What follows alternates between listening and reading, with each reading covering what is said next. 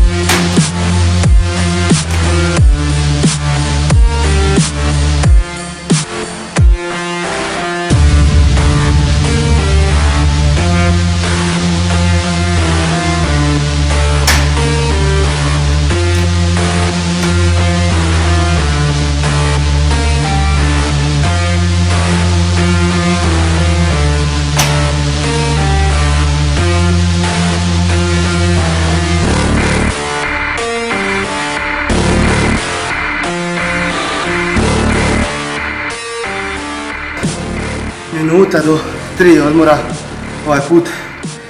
Sada ću raditi malo više izolacijski, jedna po jedna ruka. Pokazat ću vam jednu vježbu koja je odlična za pik na bicepsu, za taj vrh. Koji je također Arnold radio, to sam od njega skupio kao većina vježbača. I za triceps iza glave, to vam pogađa donji dio tricepsa i medijalnu glavu. Idemo dalje.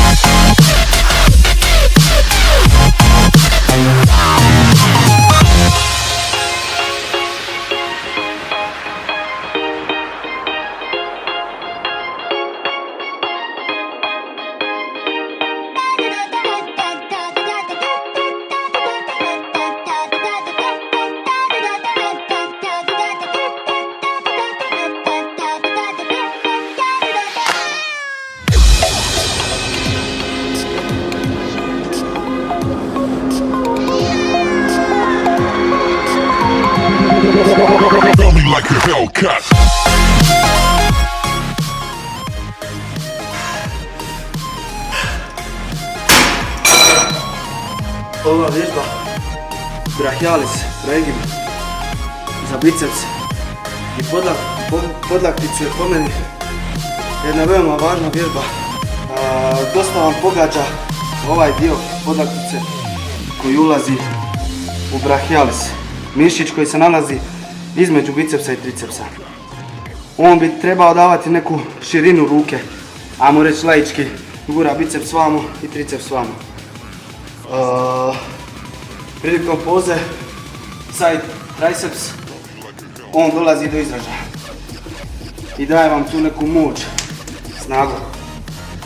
Svi ostali hvatovi ovako radi ovaj dio podlaktice i vjerujem da je veoma bitno raditi ovaj dio jer stvarno pridonosi estetičkom izgledu.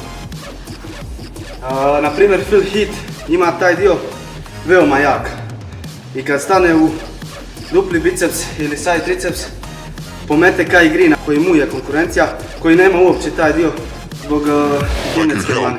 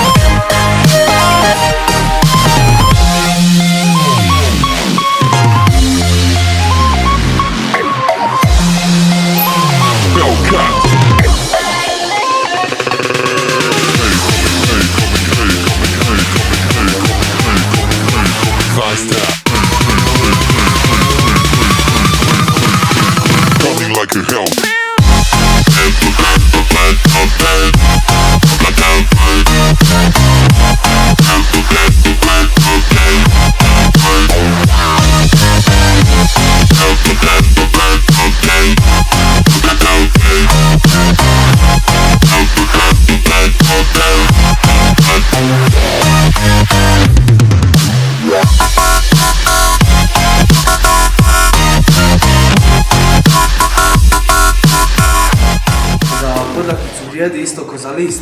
Trebate probijati granice, jer svaki dan radite šakom ovako. Te ga treba spržiti do kraja i nemojte pretjerivati s kilažom da ne bi slučajno zbog oštetili. Tako da, kad krene peć, uzmete pauzu 2 sekunde i nastavite probijati granice. Ja ne preferiram puno raditi podlakticu zato što prilikom mrtvog dizanja i svih vježbi teški za leđa, gdje radite hvatišta, gdje vučete prema sebi, radi podlaktica. Ali sada ću vam pokazati vježbe za to.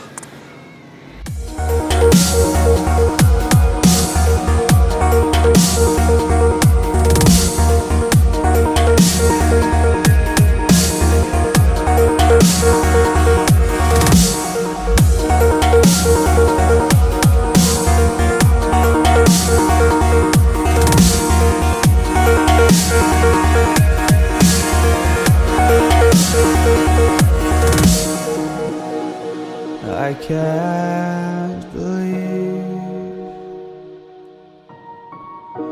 the night lay waste to all we'd given.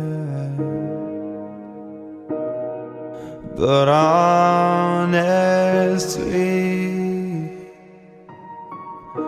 you've gotta know that this ain't living, but we could run from Elysium and let it burn, let it burn. You've gotta know that nothing lasts forever.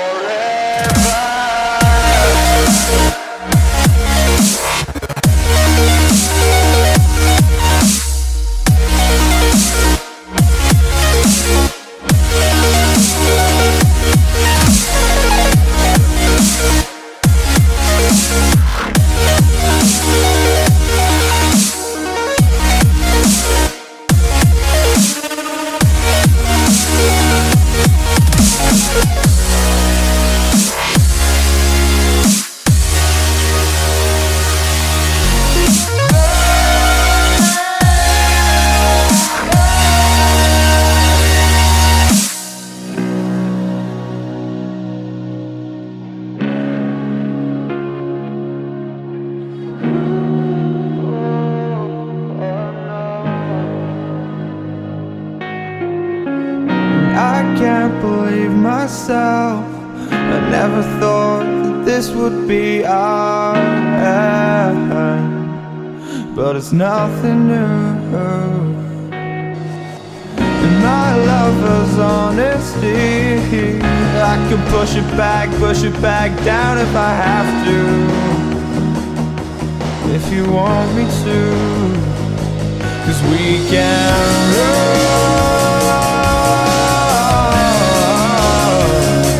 And we can run. The stars they fall all for you. So tell me now what's left to lose. Zapamtite za ruke. Bombardiranje, samo vježbe, intenzitet, ponavljanja. Stalno mijenjajte. Kilaža manje, kilaža više. Ponavljanja manje, ponavljanja više, stalno nešto novo. Ruke se brzo naviknu. Intenzitet stalno neka je na nivou. Nikad nemojte puno odmarati.